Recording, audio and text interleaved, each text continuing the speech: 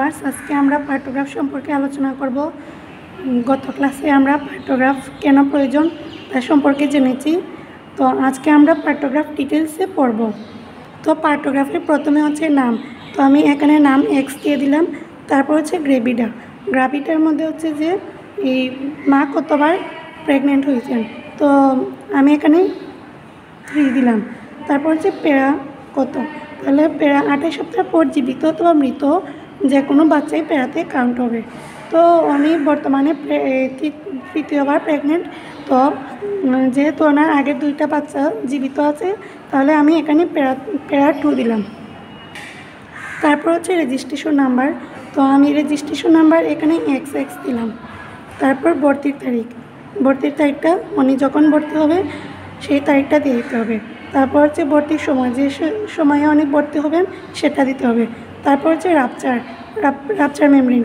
তো রাপচার মেমব্রেনের যদি রাপচার হয় তাহলে R, এবং যদি ইনটেক থাকে তাহলে I দিতে হবে। তো যেহেতু এটা রাপচার মেমব্রেন, তাহলে আমি এখানে R দিলাম। তারপর হচ্ছে ঘন্টা, কখন রাপচার হয়েছে বা কত ঘন্টা আগে রাপচার হয়েছে সেই টাইমটা দিতে হবে এখানে। তো এখন আমি আসলাম যে পার্টোগ্রাফের মূল পার্টে। পার্টোগ্রাফের মূল 3টা পার্ট হচ্ছে যে fetal part, maternal part, progress of labour. তো এখন আমি আসলাম যে পার্টোগ্রাফের মূল পার্টে। পার্টোগ্রাফের মূল 3টা পার্ট হচ্ছে যে fetal part, maternal part, progress of labour.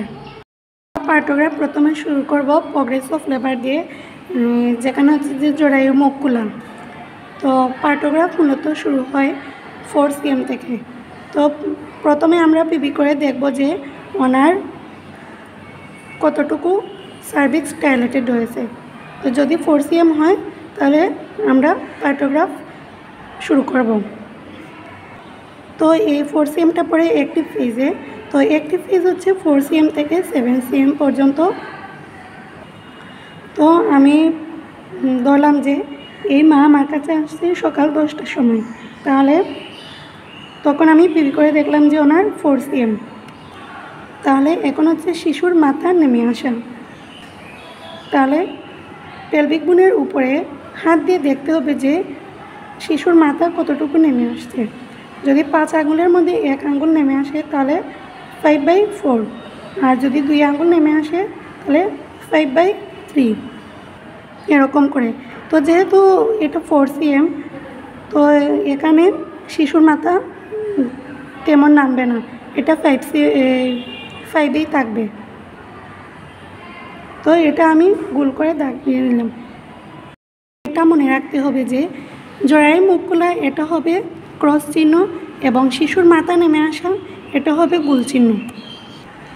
এবং জরায়ু মুখ খোলা যেটা, এটা সবসময় সতর্ক রেখা বরাবর হতে হবে। তো এখন যদি এটা 5 cm হয় তাহলে এখানে যাবে, আর যদি 6 cm হয় তাহলে এখানে যাবে। সবসময় এটা সতর্ক রেখা বরাবর যেতে হবে।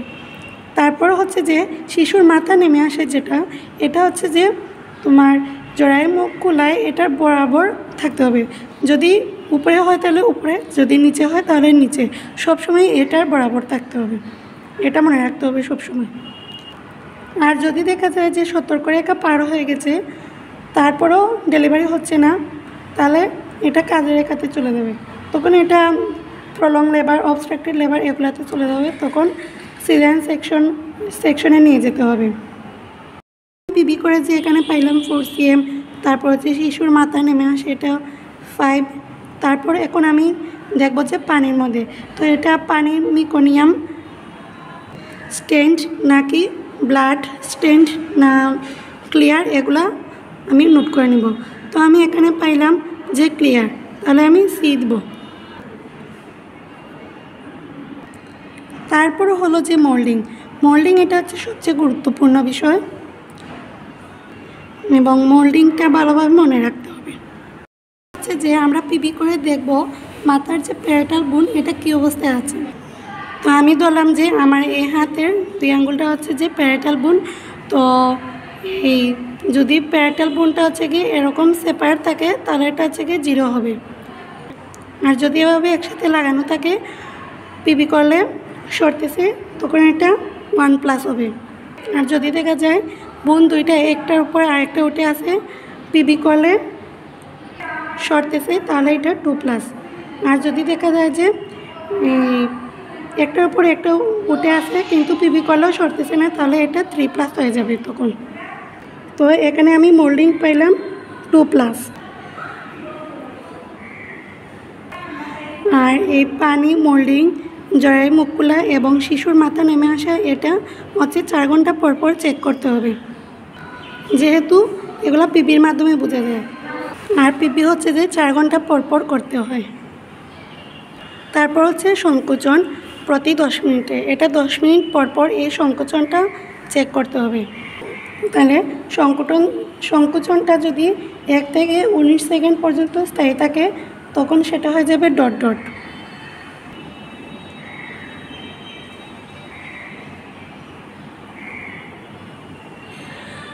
এরকম দিতে হবে। তো আমি এরকম কয়েকবার পাইলাম, তো সেটা দিয়ে দিলাম এখানে।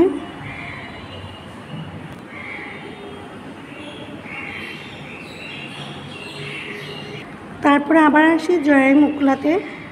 তো আমি 4 ঘন্টা পরে আবার পিপি করে দেখলাম যে হয়েছে। আর এটা যেহেতু মাল্টি গ্রেভিটা 3, তো এটার প্রোগ্রেস ভালোই হবে। তো আমি এখানে 8 cm পাইলাম। তাহলে এখানে হচ্ছে যে সকাল 10টার সময় মা আসলো, তাহলে 10, 11, 12, 1, তাহলে তো আমি একটা সময় দেখলাম যে এটা 8 cm হয়ে গেছে। আর যেহেতু এটা মাল্টি, তো এটার বেশিক্ষণ লাগবে না, এটা 9 cm ডেলিভারি হয়ে যেতে পারে। তারপর দেখলাম যে ওর 9 cm ডেলিভারি হয়ে গেছে। তাহলে আমাদের সতর্করেখা বরাবর এই 9 cm এটা ক্রস চিহ্ন দিয়ে ফিল আপ করতে হবে। তারপর এই সতর্করেখা বরাবর যে জরায়ু মুখ খোলায় এই বরাবর আমরা আসবো সংকোচনে। তো তখন যেহেতু এই ডেলিভারি হবে তখন তো একটা স্বাভাবিক কনস্ট্রাকশন একটু বেশিই থাকবে, তো তখন এটা হয়ে যাবে যে গড় ফিল আপ হয়ে যাবে, তখন একদম ভর্তি হয়ে যাবে গড়, তখন একটু বেশিই থাকবে কন্ট্রাকশন। তো আমি ভরাট করে নিলাম একদম গড়টা।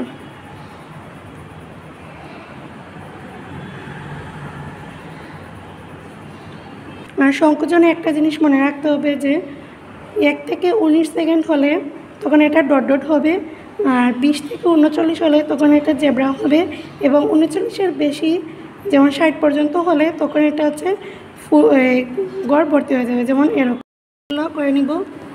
তারপর হচ্ছে যে শিশুর হৃদস্পন্দন, এটা হাফ আওয়ারলি পরপর চেক করতে হবে। তো আমরা জানি যে ফিটাল হার্ট রেট স্বাভাবিক 110 থেকে 160, তো এটা আমরা ফিল আপ করে নিব। তারপর আসছে যে ঔষধ ও স্যালাইন। তো এটার মধ্যে আমরা যে ঔষধ দিব বা স্যালাইন দিব এটা আমরা ফিল আপ করে নিব। যদি দেখা যায় যে এটা প্রাইমারি মা, তাহলে, আর যদি দেখা যায় যে ওনার প্রোগ্রেস ভালোভাবে হচ্ছে না, তাহলে তো অক্সিটোসিন দিতে হবে। তো সেটা আমরা এখানে নোট করে নিব। তো আমার এখানে যেহেতু মাল্টিমা, তো ওনার তো প্রোগ্রেস ভালো হচ্ছে, তাহলে আমি আর অক্সিটোসিন দিলাম না, এখানে শুধুই হার্টসল দিয়ে দিয়েছি। তো এটা আমি পূরণ করে নিলাম। তারপর আসছে যে নাড়ি এবং রক্তচাপ।